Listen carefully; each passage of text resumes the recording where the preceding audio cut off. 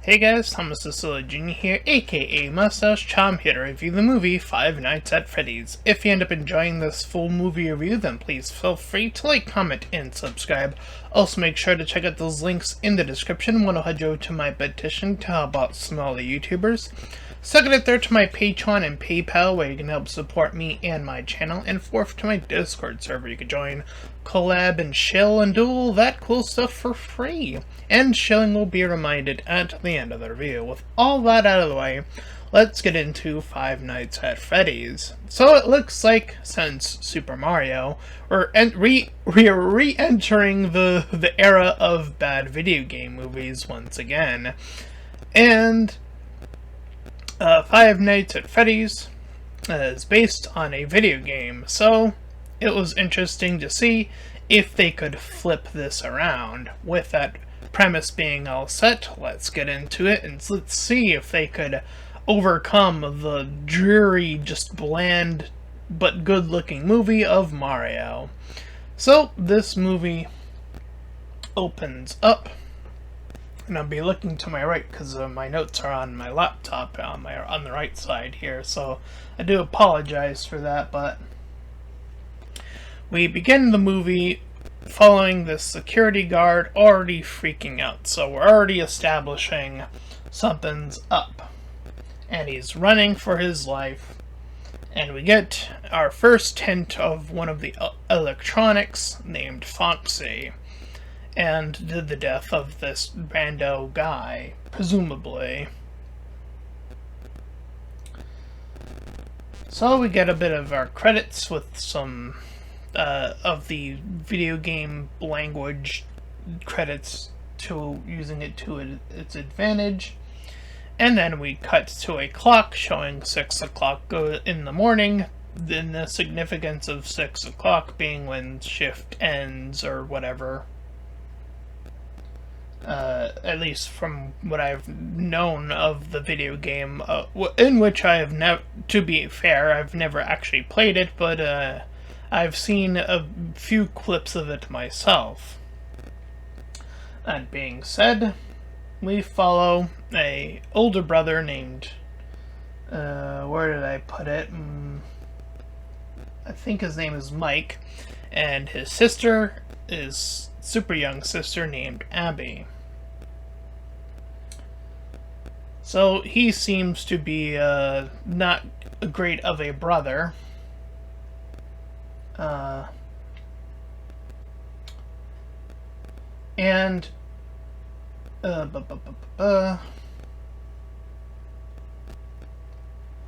So he's like rushing her to do stuff, like get your food, like whatever. So we are not meant to like this guy, at least at the forefront of the movie, and I suppose this is their attempt at writing an arc, though I would say that this arc is very thin, if anything. Nonetheless, he also works as a security guard currently at another area, like this serving area. And as he's like shopping or something, I guess he was like taking a break, he sees a man grab a child in a suspicious looking way. And he proceeds to give chase and then push the guy without saying anything, and then proceeding to punch the ever-loving shit out of this guy. So this is our sort of what swings us into the forefront of this entire movie. I gotta say, that's not a very keen way of getting us to believe that this could happen, that he would not do anything under procedure, like say, hey, what are you doing, instead of just tackling this guy. But this is the circumstances of which we are given. So it already comes across as the opening is a little hard to believe in terms of what is meant to drive us into the rest of the story. I think they could have reworked this and just have him being someone who was already struggling, which seemed to be already implied by the way he was handling his sister. So I don't think they necessarily needed to do this, and then just have the conviction of them like separating the siblings come anyway, despite this. And maybe he gets fired for a completely different reason. I don't know, but I think they could have smoothed that over without it coming across as he doesn't know how to do his job properly, or something along those lines. But I digress. So, yeah.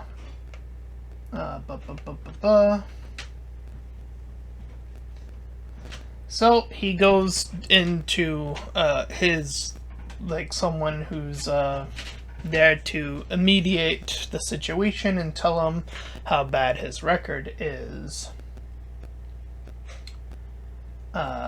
But this man suggests that he has another gig lined up as another security officer, so I'm baffled by, again, how that can lead to still maintaining a job in that same category, nonetheless. And it ends up being, of course, the Five Nights at Freddy's location.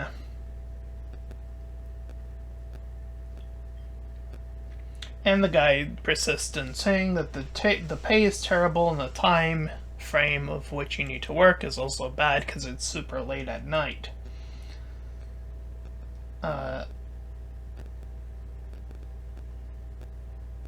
And we get a flashback during one of these dream sequences, which we actually come back to quite a bit throughout this movie. Is him losing his younger brother, so apparently he had another brother, by the name of Garrett. And he was taken away.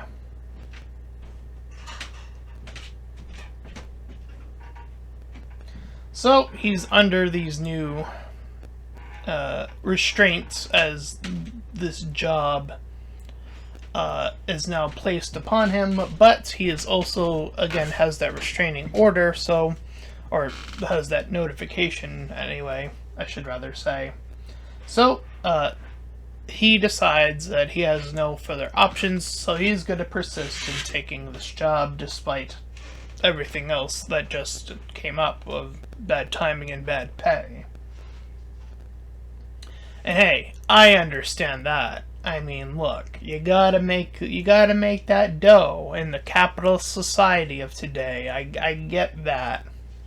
So, I'm just baffled that he even got the chance due to his negligence, whereas someone who's hardworking and injured, gets fucked. And, I'm speaking from personal experience that, it seems a bit unfair that, certain people get jobs in the same realm for fucking up, and people who do their jobs properly, can sometimes just not maintain a job. But it is what it be. Anyway, he gives the vague spiel about what this job is, and he goes straight towards the monitor room, which is the main room in which the game takes place in. He spots a cassette player and plays it. So I'm assuming that this is based on an era ago, based off of that technology. But he does get a glimpse of all the electronics, or at least most of them, at this point in time. He spots a balloon bobble, which I'm pretty sure is one of the many spooks within one of the latter Freddy movies, as he puts his security vest on and begins to look around. And he does one of the many horror tropes that I've never been a fan of, and that's going around and saying hello when you don't, especially when you don't need to. He really doesn't need to. He was already in the security room. He didn't see anybody. Maybe, I think this is... Oh yeah, I did put in my notes. He did hear a noise, but... you know, that could have been an animal for all he knew. But again, you know, it is semi, like, I guess, believable in this regard, I guess. It's, like, not the worst version of it, I suppose. Anyway, he spots in a more physical frenzy Chica and Freddy, that being the bird and the bear. And we cut back to him at some point later after passing them by, because, you know, they're active currently. And we act back to him sleeping, and now, during his dream slash whatever this is turning into, he now sees a group of kids, 5 in total. They all seem to immediately run away. And he wakes up, and after taking a little active trip. We then cut to a diner in which one of his family members, I believe it's his aunt, is like trying to ruin him so she can get the sister away from him sooner. So she's like hired on this thug or whatever, and someone else is in on it that they all know, including the main character. And so they're scheming on what to do about it, that being from directly killing him, which they literally say out loud in this diner, or at least toward each other in this diner. You know, not the greatest look, but I suppose everyone was too loud in the vicinity to hear that, but I digress. From that to trying to just figure out what else they can do. And this is where we get one of our very many expected cameos from YouTuber, Let's Player, / now, I guess, still Fury guy, MatPat. From, you know, Game Theory, I suppose, is where he's most known from in his huge channel. And he proceeds to deliver some cringe line that involves the word theory because of Game Theory. And man, that was just embarrassing, I gotta say. And I saw his video afterwards. I'm like, dude, you should have done that. Like, you should have, like, neglected, like, fought against the whole saying theory thing. That was so stupid. Like, that just came across so unnatural and so just unnecessary to the scene. It didn't fit. It felt very meta. So, that is very unfortunate. So, again, I'm not too surprised by this cameo, and I'm even less surprised that it's cringe, because a lot of YouTubers, especially the big ones I've seen, most of them can't act or perform that well. I think Jacksepticeye might be the one exception that I've seen in something else. I was like, alright, that was like fine or whatever. But yeah, this was totally way more cringe. I think there was like one other exception that I found recently in Sonic Prime, but that's I think that was Valkyrie, I think. But I don't remember what cameo she does, so that might actually be a good thing. So yeah, totally cringe, very awful. I would probably say stick to YouTube. There are a lot of, there are people There are other certain YouTubers who also dream of being in a movie, that being me. You know, and I get it. Look, I'm a small YouTuber, so of course I'm never gonna actually get the opportunity. That's never gonna happen. It's always gonna be the bigger YouTubers. It's always gonna be that way when it happens. I get it, I get it. But I'm still gonna call it how I sees it, and that was absolutely cringe. Anyway, we're gonna move on past this cringe cameo. I think there's one other one, but I didn't know who this other YouTuber was, so I can't really speak to that one. Anyway, so the rest of the scene concludes with them coming to the conclusion that they should mess up the job area in which he works, which is, of course, Five Nights at Freddy's at this point. So we see that Abby wants to go with Mike towards this job because we need the plot things to get her to get there, want to get there for them to want to get to her, I guess. So she abruptly wants to go. So that's what we're going with. And of course we get more glimpses of our shadow figures of Foxy and so forth and whatnot. We see that he once again is asleep, and he spots the kids once again, this time getting hooked in the dream by one of the children. So that was presumably the one that is possessing Foxy, because he's the only one with the hook. And I will say, in comparison to how much the electronics are actually visible throughout the scene and how much they actually get to do versus the kids is a little bit weird, I will say. It definitely feels like there's a bizarre mix of that. But anyway, so the music's coming on and everything's, getting all wonky, so he resets the breaker, so that seems to pull the trick. But then he gets visited by an officer named Vanessa, and feelings emerge, question mark, at least from her perspective. I'm not even sure about his, but whatever.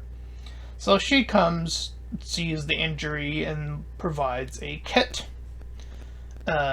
Since, again, the mark from the dream seems to have passed into reality, or however that worked. So she aids him up. Asks if he's okay. So, she tells him that he will indeed want to quit sooner rather than later.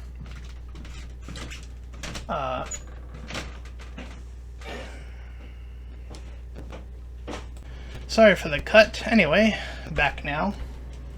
So where was I?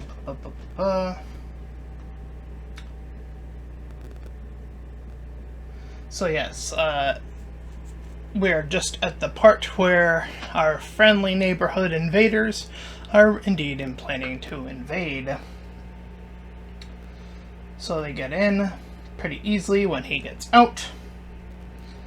They try to smash up the place up, and that's when the electronics begin to move. We see a little bit of Chica moving behind, and one of the bad guys investigates the fridge to see the cupcake monster that she also possesses, and then she also kills him, I guess, after the fact of joining. Anyway, a bearded man sees this and runs for his own life. And he gets locked in a room with Bonnie, I think its name is, the rabbit one. Anyway, all the deaths are off screen, by the way, so that's fun. It's not like, so it's it's a shame that this had to be attached to Megan in that way, so there's that. Anyway, so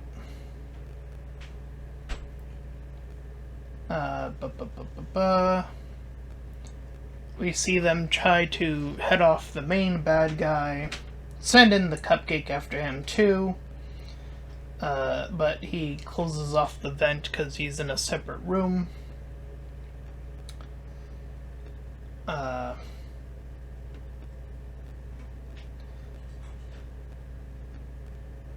But Foxy charges in from the opposing direction. Anyway, we see Vanessa checking in.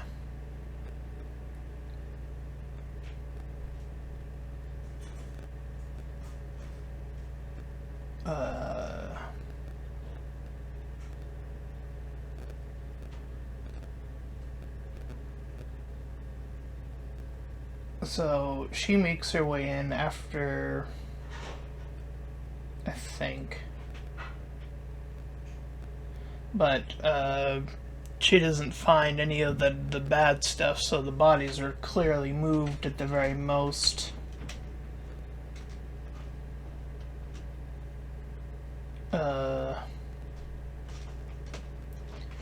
Abby is there, by the way, on this night, so she's being manipulated to move elsewhere when she's available.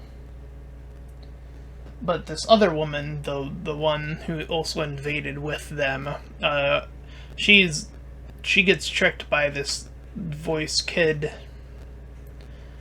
and then gets picked up and bit off screen. It looks terrible, by the way, because it doesn't make any logical sense, but here we are, you know. Anyway, Abby, we see, finds the document about the separation, and then we see Vanessa visits the two of them after the fact, and saying, like, oh, the place has been invaded.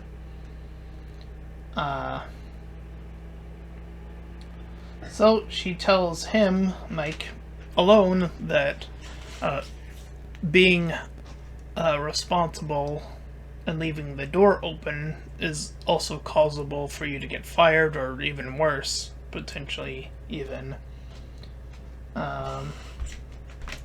And he talks about his backstory some more, about how their mom died and their dad left, and losing the brother. And she proceeds to toss the pills that helps him sleep to remember those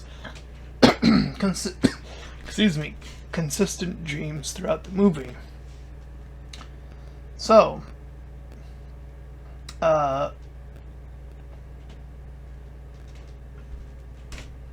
during one of the dream sequences, by the way,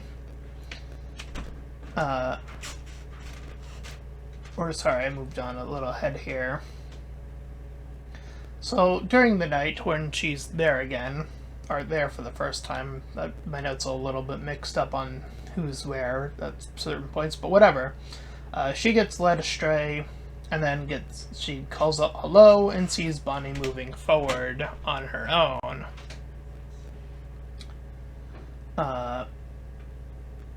Meanwhile, Mike goes in dream mode again to ask those 5 kids in their kid form about his brother, and he claims that he'll give them anything, which, damn, way to consistently make this character unlikable consistently throughout the entire movie, because it's very clear pretty early on what they're after here. But, you know, still, anything, again, you kind of put 2 and 2 together about what they're going to try to achieve here once that is made clear. We see them move with Abby And then she introduces all of them to Mike. So now he officially knows at this point in the movie that they are possessed. Or he at least assumes at first that it is a joke. But when he returns home and notices that she has several drawings of them for a while now, so I don't know what this was going for, if this was like a Silent Hill type thing that they were like drawing from, like the girl who knew about the thing for a very long time vibe from that movie. By the way, Silent Hill, I'm still gonna say it, I think that video game movie is actually really good, or decently good. I think that's a good movie, and I think that's one of the earlier ones.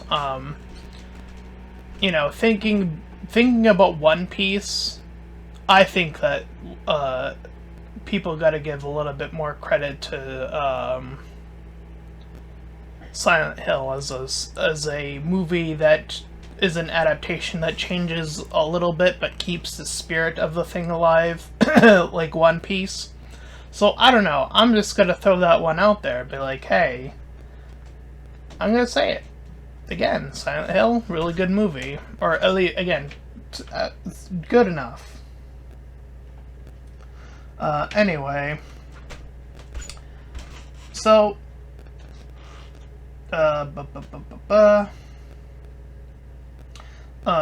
so he kind of compiles that they are indeed ghosts, and she says, of course they are. So they kind of just skim past all of this information relatively quickly, so there's that. And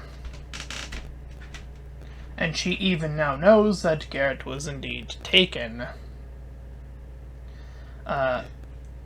This is where they mention a yellow rabbit, and we've seen the pictures of that very briefly. We see, indeed, Vanessa looking at a picture room. So, this is where the movie takes a bizarre turn, is that him, along with her and Vanessa, are just kind of chilling with the electronics. Like, they're just building a fort all of a sudden. It's like, oh, okay, this movie's turning into something completely different now. Okay. So they're pretty much chilling at this point. Nothing but great vibes. But,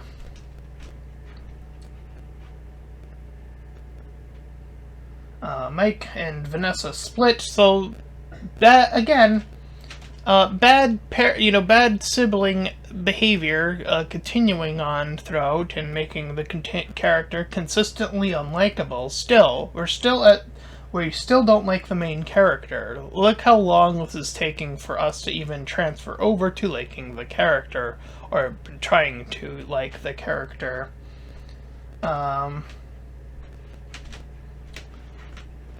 So, they're talking about his past, and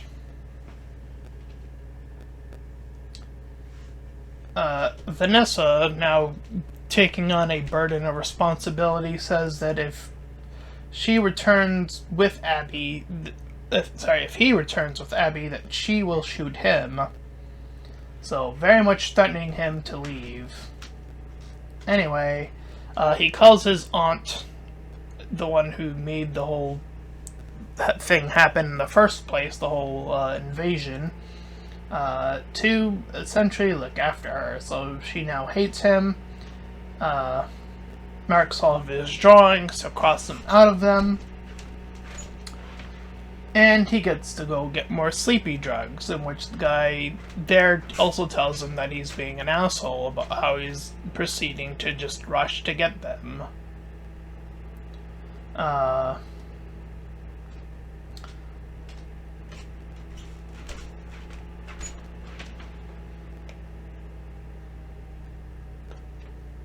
So, he then proceeds to have another dream where the kids are trying to goat him into saying what he wants.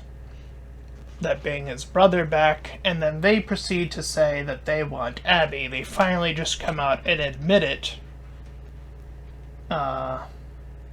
And they appealed to him being a bad brother to her anyway, which has been true consistently throughout the movie, so they're not even lying, you know, to the degree that we have seen anyway.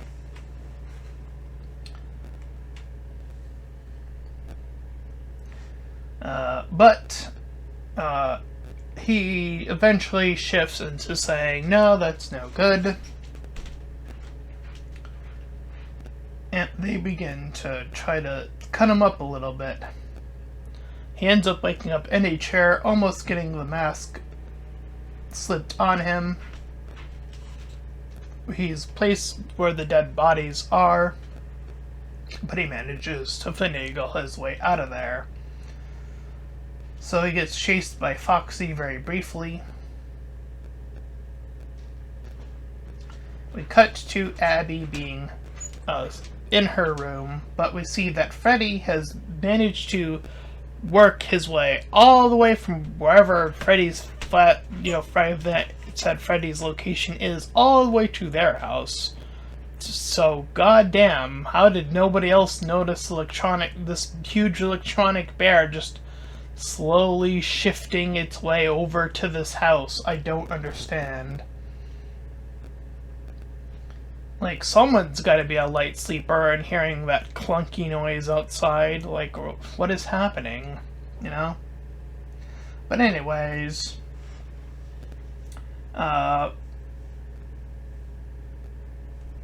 so he goes to get her. He uses the child version of himself to trick her to follow and not worry about the aunt who's now officially been killed. Or at least knocked out. Or, killed. More than likely, but still. So Mike wakes up elsewhere, that being in Vanessa's care once again. And he's like, oh, there's much more to you than you've been letting on. And this is all while Abby is arriving at Five Nights.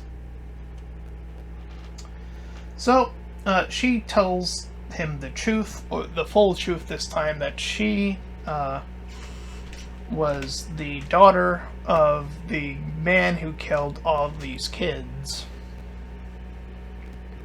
And that guy was the very same guy who gave Mike the job, as we now discover.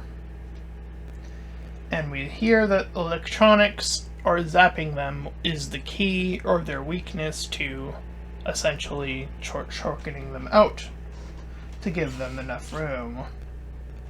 So he takes a cop car over. I'm not even sure how he got a cop car. I'm pretty sure Vanessa wasn't there, or no, or maybe she just gave him permission. I don't know how that worked, but whatever. So he crawls in through the largest vent, while Chica is guiding Abby towards their, into transition into electronic robot is happening down. Meanwhile, he shocks down Fazbear and Bonnie, and Chica later on. The cupcake doing a little bit of damage to his leg, but he manages to spring that one out too, and Foxy comes out last. So, but he's after Vanessa. This is where the Golden Bunny comes out with him in the suit, the physical guy in the suit. And the zapper isn't quite enough to get him, and he is rushed into Mike and shoved away. Meanwhile, Vanessa gets to them, and we see a talk between the Gold Bunny and Vanessa, or her dad. And again,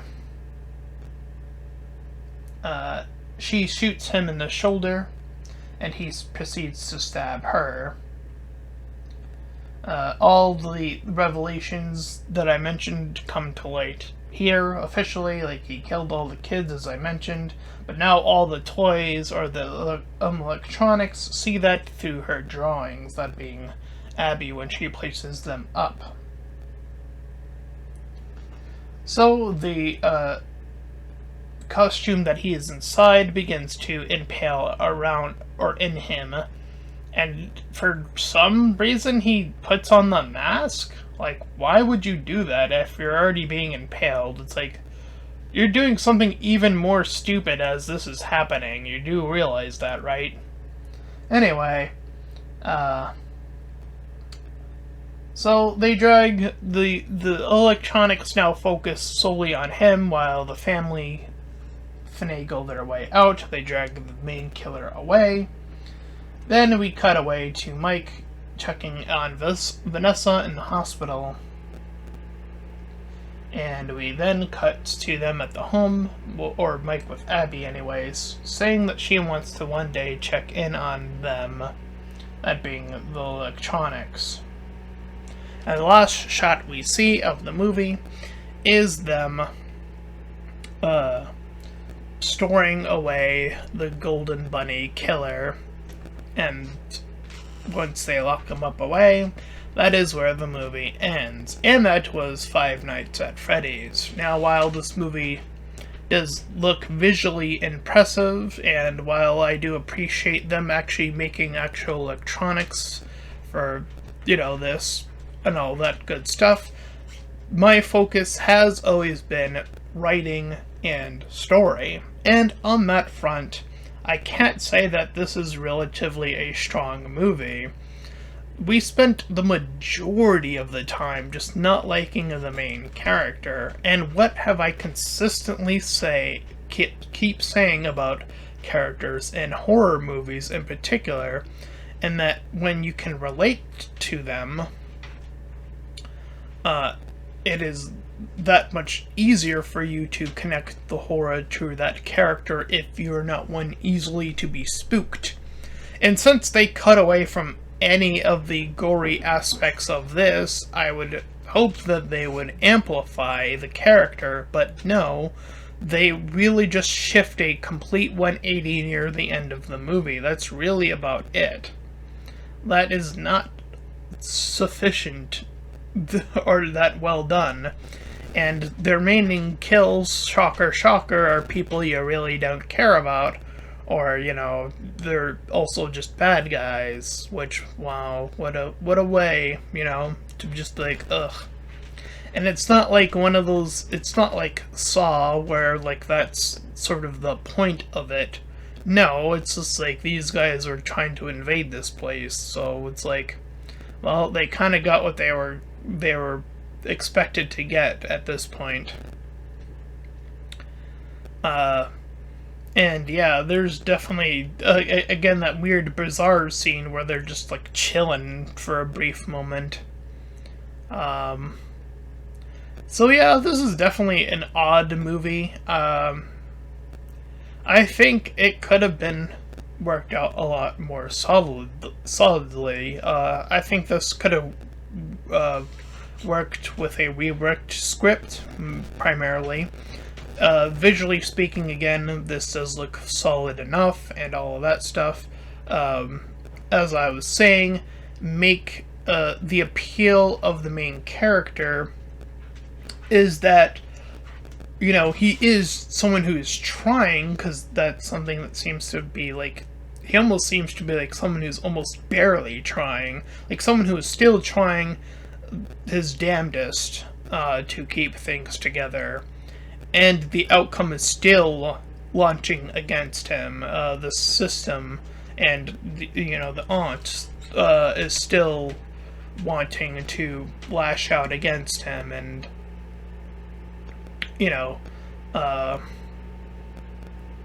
I think that one shift would change a lot of this movie, at least from the perspective of the main character. And in terms of pushing past that, making sure that even if the connection wasn't, let's say, if you were still banking on the connection not being perfect at the start, having it sort of shift towards when she's there the first night. You know, have something shift that since they're spending time together there and not elsewhere, that something I don't know connects, and that's way more prompted in the wording and the dialogue itself. Things of that nature that can help us connect to, again, the main character. You know, you can keep your your Matt Pat in the movie. I would have avoided having him, make the cringe line about theories. Have it maintained to something that's stuck in reality, in that reality in particular. Just have him give the order or take the order, since that's what his position was, to keep it consistent with what his job was in the movie, and have it be as simple as that. That therefore it wouldn't have to be cringe, but it was instead very, very cringe. So there's another thing you could easily change. It's a very small thing, but still. Yeah, I don't know about what you could do with the whole they're just chilling for a bit vibe of the electronics. That scene in particular just comes off as really bizarre, and again, it almost feels like it turns into a completely different movie for like that brief moment. And maybe that is as worth as to say is maybe cut the scene completely. That could very well be the possible answer to that one, quite frankly, because, I understand that they're trying to do this whole thing with them being kids and all, but they're still being possessed, so I don't think that scene is even necessary, and even in that regard, I think maintaining their creep factor consistently throughout the movie is the much better option here. And with that, I actually would argue, I think that the movie should have did with a lot less of the dream stuff, and a lot keeping it more in line with the electronics. I think it actually would have served a lot to be a lot more interesting, as once we see that they're a lot more desperate toward the end of the movies, when they start doing that, when they're trying to trick Abby in particular, for example, or they're tricking the other woman. That is explicitly when they start to do the child trick, and they don't start it out earlier in the movie. I think that would help in regards to keeping the electronics being the focus of the movie, since I'm pretty sure that is the case in the games, primarily speaking. I know there's like backstory lore with the kids stuff happening in the little mini-game stuff, but still, I think that's a much minor part. And again, I'm not saying remove it completely, I'm just saying hold that little secret a little bit longer, have it be a bigger reveal, perhaps. There are certain elements you could have done with that to make it a much stronger movie. As this movie is, in terms of a score, I'm thinking I'm going to give this movie a 5 out of 10. Completely middle of the road here for me. The main character just doesn't have enough drive, and he isn't quite compelling enough, even by the end, where they make that 180 shift. And really reworking some of the aspects of the dream sequences, and again, the electronic stuff maintaining its focus and creepy factor by removing even the scenes where that might, erase some of that creepiness, like the whole them building a fort scene, which is, again, it completely feels like a completely different movie, so again, I would re-emphasize perhaps removing that scene completely. Anyway, that's my full review of Five Nights at Freddy's. If you ended up enjoying it, then please feel free to like, comment, and subscribe. Also make sure to check out those links in the description. One will head you over to my petition to help out smaller YouTubers. Second and third to my Patreon and PayPal, where you can help support me and my channel directly. And fourth to my Discord server, you can join, collab, and chill, and do all that cool stuff. And until next time, everybody, bye-bye!